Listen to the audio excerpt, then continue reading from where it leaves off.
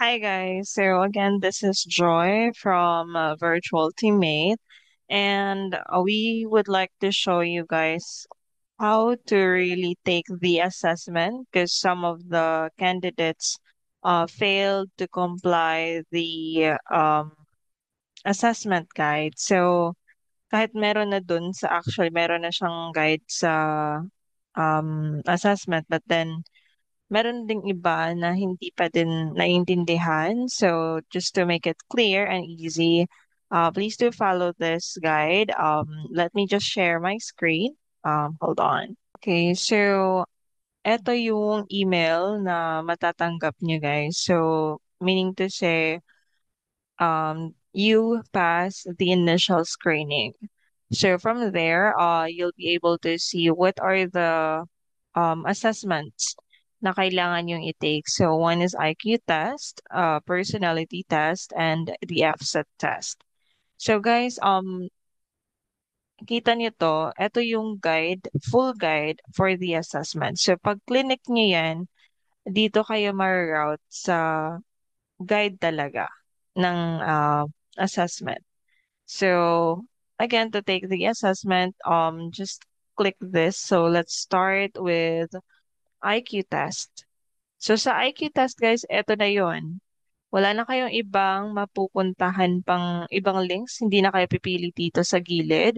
So just take the 10 out of 10 questions. So let me take this and I'll pause this record and then resume later. Hold on. Okay, so for now, guys, I've already done taking the IQ test. So based on the guide, again, just follow this guide, guys. So let's go to the IQ test. So ito yung sinasabi dito. After completing the test and viewing your results, click the print button located on the upper right side of the web page. Passing score is 7 out of 10.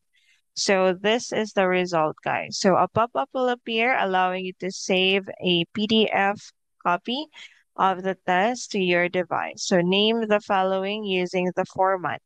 Your full name plus IQ test. Okay? So ganito yan, guys. Let's go to the IQ test, then test result. So once ma-generate na yung test result ninyo, eto. So you have answered 7 out of 10 questions correctly. So ayan na yun. So save report. Guys, right click nyo yung mouse nyo, print, and then print to PDF. Ayan. Okay?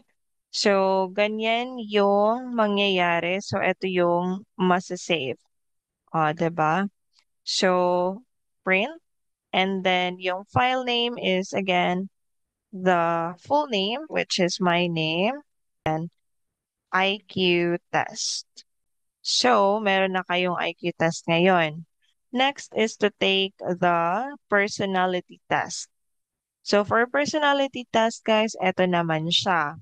Sa guide natin for personality test is use your username and use at virtual teammate as the domain and use virtual teammate as company and like the screenshot. So ganito siya guys. Okay, so dito naman tayo sa personality test. So to begin with, fill out your first and last name. And then for the business email, ang sabi dito, pwede mong gamitin. Just use your first and last name at virtualteammate.com. Okay, so yun yung guide at virtualteammate.com. So for the company name, you will have here virtual teammate. And for the country, syempre, Philippines. So for the phone number, please do add your phone number or you can follow this one. So again, it's up to you guys. You can put here your number. So let's say, for example, for that, and then yes, then begin assessment. So again, guys, make sure na ganito yung format nyo. Again, follow that. So begin assessment. Okay. And let me just take the assessment and I'll be back later on. So again, continue and then answer this. Ina-analyze pa niya yung sinasagot mo. So, eto na yung makikita nyo, guys. So, ayan o, kita nyo tong screenshot na to. So, ganyan siya dapat. So, again, to follow the guide, so submit the result in PDF form. It should look something like this. So, results must be under your name. So, that's why nilagay natin yung pangalan natin kanina. So, ganyan na siya. Okay, so you can actually just simply screenshot. Okay, so pwedeng ganyan. And then go to MS Word. So sa MS Word naman, paste mo yung screenshot mo. And then, para ma-PDF siya guys, save as. You can have here PDF. Okay, so the name of the test is personality test. Ganyan siya. So, ganito na siya, guys. So, naka-PDF na siya. So, the third and last is the FSAT. So, for the FSAT, guys, ganito naman siya.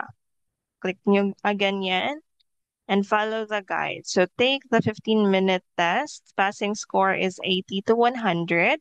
And once you receive the result on your email, print and save the result as PDF.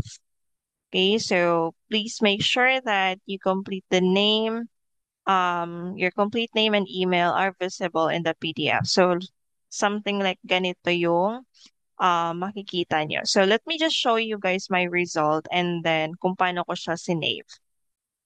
Okay, so ganito yung ma-receive nyo na email guys. Okay, so paano nyo siya i-print? Siyempre, click nyo lang to, um, print.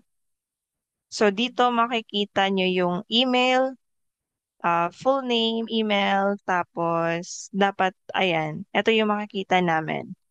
Ayan. So, ito yung details na dapat makita namin. And then to save, again, same lang din, fset test. So, ayun. So, after that, then email back to the recruitment team. So, ganun lang siya, guys. So, hope nakatulong yung record na to.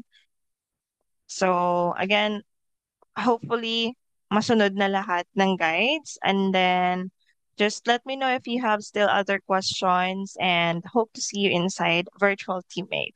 Thank you everyone. Bye.